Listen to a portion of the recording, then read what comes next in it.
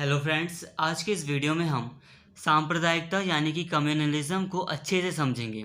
इसके साथ ही फ्रेंड्स, इस वीडियो में हम समझेंगे कि भारत में सांप्रदायिकता का विकास किस प्रकार से हुआ, इसके क्या कारण थे, इसके क्या परिणाम निकले और इसके क्या समाधान हो सकते हैं। तो फ्रेंड्स, वीडियो में एंड तक बने रहें। तो चलिए शुरू करते हैं। सांप्रदायिकता का अर्थ।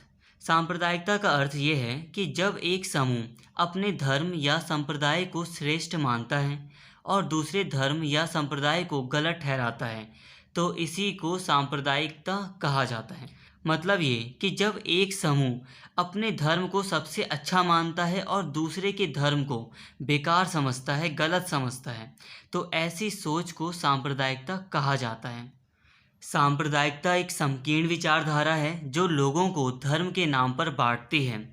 सांप्रदायिकता एक ऐसी भावना है जिसके कारण मनुष्य को अपने धर्म की हर बात अच्छी लगती है और दूसरे के धर्म की सभी बातों से वह नफरत करता है। तो फ्रेंड्स, अभी हमने सांप्रदायिकता का मतलब समझ लिया कि जब एक समूह अपने धर्म को ही सबसे अच्छा मानने लगता है और दूसरे धर्म से नफरत करता है, तो इसी को सांप्रदायिकता कहते हैं। तो फ्रेंड्स, आगे बढ़ते हैं और बात करते हैं भारत में सांप्रदायिकता के विकास की। मतलब ये कि भारत में सांप्रदायिकता का विकास किस प्रकार से हुआ। अगर हम प्राचीन भारत की बात करें तो प्राचीन काल में भारत में धार्मिक सहिष्णुता पाई जाती थी। मतलब एक धर्म दूसरे धर्म का आदर करता था और दूसरे धर्म की अच्छी बातों को मानने के लिए तैयार था। तो प्राचीन काल में धार्मिक सहिष्णुता पाई जाती थी। इसके अलावा समाज में कई वर्ग तथा कई धर्म के लोग रहा करते थे, बट सांप्रदायिकता नहीं पाई जाती थी। और अगर हम मध्यकाल की बात करें तो मध्यकाल में कई मुस्लिम शासकों ने हिंदू जनसंख्या यानी कि गैर मुस्लिम जनसंख्या पर जजिया कर भी लगाया। बट हमें ऐसे एग्जाम्पल भी मिलते हैं कि कई अकबर जैसे जो राजा सामने आए, उन्होंने सभी धर्मों को एक समान रूप से देखने की नीति को अपनाया। हालांकि औरंगजेब द्वारा कुछ ऐसे कार्य किए गए जिन्हें धार्मिक दृष्टि से असहिष्णु कहा जा सकता है, जैसे मंदिरों को तोड़ना, जबरन धर्मांतरण, सिख गुरु की हत्या आदि। हालांकि ये जो घटनाएं हैं ये बहुत ही कम देखने को मिलती थी और मध्यकाल में भी सांप्रदायिकता बहुत ही कम या ना के बराबर पाई जाती थी। हिंदू एवं मुस्लिम दोनों अपने आर्थिक हितों को साझा करते थे तथा दोनों ही शांतिपूर्वक सह अस्तित्व में विश्वास रखते थे। तो फ्रेंड्स, मध्यकाल में भी अगर हम देखें तो सांप्रदायिकता ना के बराबर पाई जाती थी। हालांकि हमें सांप्रदायिकता के कुछ एग्जाम्पल मध्यकाल में मिलते हैं, बट वो बहुत ही कम थे। और भारत में सांप्रदायिकता के वर्तमान स्वरूप की जो जड़ें पाई जाती हैं वो अंग्रेज़ों के आगमन के साथ ही भारतीय समाज में स्थापित हुई हैं। मतलब ये कि जो सांप्रदायिकता आज हम देखते हैं वो अंग्रेज़ों के आगमन के साथ ही भारत में शुरू हुई। इसके साथ ही 1857 का विद्रोह हुआ था, जिसमें हम देखते हैं कि हिंदू मुस्लिम दोनों ने ही एकजुट होकर ब्रिटिश शासन का विरोध किया था, उसके खिलाफ विद्रोह किया था। बट इसके बाद से ही अंग्रेज़ों के द्वारा फूट डालो और राज करो की नीति को अपनाया गया, जिसमें सांप्रदायिकता के विचारों को बढ़ावा दिया गया और भारत के लोगों को धर्म के आधार पर एक दूसरे से अलग किया गया। सांप्रदायिकता की नीति के ही चलते 1905 में बंगाल का विभाजन किया गया, 1906 में मुस्लिम लीग की स्थापना की गई और इसके बाद मुस्लिमों के लिए पृथक निर्वाचन व्यवस्था की गई। तो ब्रिटिशर्स के द्वारा जो ये सभी कार्य किए गए थे वो ये दर्शाते हैं कि वो सांप्रदायिकता को बहुत ही ज़्यादा बढ़ावा दे रहे थे। और सांप्रदायिकता के चलते ही 1947 में भारत का विभाजन हुआ, जो कि बहुत ही भयानक था। तो फ्रेंड्स, अभी हमने ये समझा कि भारत में सांप्रदायिकता का विकास किस प्रकार से हुआ। अब हम आगे बढ़ने से पहले भारत में कुछ प्रमुख सांप्रदायिक घटनाओं को देख लेते हैं। तो इसमें सबसे प्रमुख जो घटना है सांप्रदायिक, वो है 1947 का भारत विभाजन। 1947 के भारत विभाजन में कई सारे सांप्रदायिक दंगे हुए, लाखों लोग इधर से उधर स्थानांतरित हुए और गरीबी में जीवन बिताने के लिए विवश हुए। इसके बाद 1984 में जब इंदिरा गांधी की मृत्यु हुई थी, तो उसके पश्चात सिख विरोधी सांप्रदायिक घटनाएं देखने को मिलती हैं, जिसमें हजारों सिखों की जानें गई थीं। इसके साथ ही 1989 में कश्मीर घाटी में कश्मीरी पंडितों को हटाया जाने लगा, वहाँ से उन्हें भगाया जाने लगा। ये भी एक प्रमुख सांप्रदायिक घटना थी।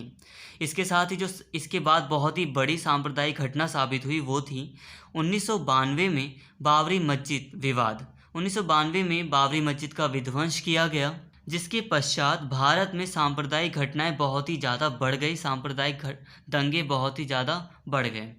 इसके बाद हमें 21वीं शताब्दी में 2002 में गुजरात दंगे देखने को मिलते हैं, जो कि बहुत ही भयावह थे और इन सभी दंगों में मासूम लोगों की ही जानें गईं। हालांकि इसके अलावा, इन प्रमुख घटनाओं के अलावा भी कई सारी सांप्रदायिक घटनाएं भारत में होती रहती हैं और हुई भी हैं, बट ये उनमें से प्रमुख घटनाएं थी। तो इन्हें देखने के पश्चात हमें ये समझ में आ गया है कि भारत में सांप्रदायिक घटनाएं बहुत ही ज़्यादा बढ़ गई हैं और भारत के लिए सांप्रदायिकता एक बहुत ही बड़ा खतरा है। फ्रेंड्स, अब हम बात करते हैं सांप्रदायिकता के कारण की, मतलब भारत में सांप्रदायिकता के क्या कारण हैं। तो इसका पहला कारण है पूर्वकालिक विरासत। इसका मतलब यह है कि भारत में जो सांप्रदायिकता है वो पूर्वकालिक विरासत है। अंग्रेज़ों ने फूट डालो और राज करो जैसी नीति का प्रयोग किया, जिसके चलते भारत में मुस्लिम और हिंदू समुदायों को स्पेशली एक दूसरे से अलग किया गया। सांप्रदायिक दंगों को बढ़ावा दिया गया, सांप्रदायिक गतिविधियों को बढ़ावा दिया गया और इसी के चलते 1947 में भारत का विभाजन हुआ और पाकिस्तान एक अलग राष्ट्र बना। और पाकिस्तान के निर्माण के साथ ही भारत में सांप्रदायिकता और भी ज़्यादा बढ़ गई और पाकिस्तान एक मुस्लिम राष्ट्र की रूप में उभरा, जिसके कारण ये सांप्रदायिक घटनाएं और भी ज़्यादा बढ़ी। तो पूर्वकालिक विरासत के कारण भी भारत में सांप्रदायिकता पाई जाती है, क्योंकि विभाजन के दौरान जितने भी दंगे हुए थे उनको लोग आज भी भुला नहीं पाए हैं। भारत में सांप्रदायिकता का दूसरा बड़ा कारण है सांप्रदायिक राजनीतिक संगठनों की उपस्थिति। इतना तो हम जानते ही हैं कि भारत में सांप्रदायिक राजनीति होती है। जिस क्षेत्र में जिस धर्म के लोगों की संख्या अधिक होती है, राजनीतिक दल उस क्षेत्र से उसी धर्म के व्यक्ति को खड़ा करते हैं उम्मीदवार के तौर पर। जैसे कि किसी क्षेत्र में मुस्लिमों की संख्या अधिक है तो चाहे कांग्रेस हो या बीजेपी, वो अपना कोई मुस्लिम कैंडिडेट ही वहाँ पर खड़ा करती है। तो ये तो हम जानते ही हैं कि सांप्रदायिक राजनीति भारत में होती है। बट इसके साथ ही भारत में कई सारे ऐसे राजनीतिक दल हैं जो साफ तौर पर धर्म के आधार पर गठित हैं, जैसे कि Shiromani Akali Dal, Shiv Sena, Jamaat-e-Islami, all India Muslim league इत्यादि। ये ऐसे राजनीतिक दल हैं जो कि साफ तौर पर धर्म के आधार पर गठित हैं और सांप्रदायिकता को बढ़ावा देते हैं। भारत में सांप्रदायिकता का तीसरा बड़ा कारण है मुसलमानों का अलगाव। भारत विभाजन के बाद से ही मुस्लिम समुदायों ने स्वयं को भारत की मुख्य धारा से दूर रखने का प्रयास किया है। इसके अलावा मुस्लिम समुदाय को ऐसा लगता है कि भारत में उनके साथ सौतेला व्यवहार किया जाता है। तो इन कारणों के कारण ही मुसलमानों ने स्वयं को भारत की मुख्य धारा से दूर रखने का प्रयास किया है। इसके साथ ही इस्लामिक रूढ़िवादिता, हिंदू रूढ़िवादिता, इन्होंने भी मुसलमानों के अलगाव को बढ़ावा दिया है, जिसके कारण सांप्रदायिकता को बल मिलता है। चौथा बड़ा कारण है आर्थिक असमानता। हालांकि आज़ादी के कई दशक हो चुके हैं, बट हमारा देश आज भी कई प्रकार की समस्याओं जैसे कि गरीबी, भूखमरी, बेरोजगारी इत्यादि समस्याओं से पीड़ित है। स्पेशली अगर हम अल्पसंख्यक समुदाय की बात करें तो उनकी स्थिति और भी खराब है। और बेरोजगारी की अगर हम देश में बात करें तो बेरोजगारी के कारण युवाओं को कई धार्मिक कट्टरपंथी बहला फुसला कर सांप्रदायिकता की आग में झोंक देते हैं। मतलब बेरोजगारी बढ़ रही है तो युवा गलत रास्ते पर जा रहे हैं और इससे सांप्रदायिकता बढ़ रही है। तो आर्थिक असमानता ने भी भारत में सांप्रदायिकता को बढ़ावा दिया है। सांप्रदायिकता का एक अन्य कारण है सामाजिक परिस्थितियाँ। भारतीय समाज में ऐसी परिस्थितियाँ विद्यमान रहती हैं जिसके तहत हिंदू और मुसलमान दोनों ही एक दूसरे को शक की नज़र से यानी कि संदेह की नज़र से देखते हैं और मुसलमानों को लगता है कि हिंदू उन्हें दूसरे दर्जे का नागरिक मानते हैं। तो ऐसी परिस्थितियाँ, ऐसी सामाजिक परिस्थितियाँ सांप्रदायिक घटनाओं को बहुत ही बढ़ावा देती हैं और अल्पसंख्यकों को समाज की मुख्य धारा से अलग रहने को मजबूर करती हैं। जो कि गलत है। इसके अलावा भारत में सांप्रदायिकता का एक अन्य कारण है राजनीति का सांप्रदायिकरण। मतलब ये कि भारत में धर्म के आधार पर राजनीति की जाती है, सांप्रदायिकता की राजनीति की जाती है।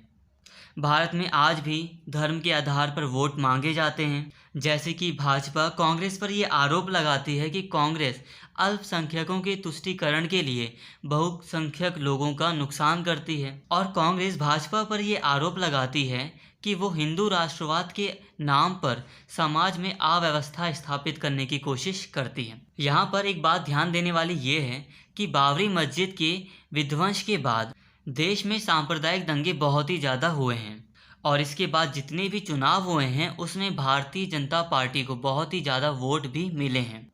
तो इस बात से तो बिल्कुल इनकार नहीं किया जा सकता कि हमारे देश में राजनीति का सांप्रदायिकरण हुआ है।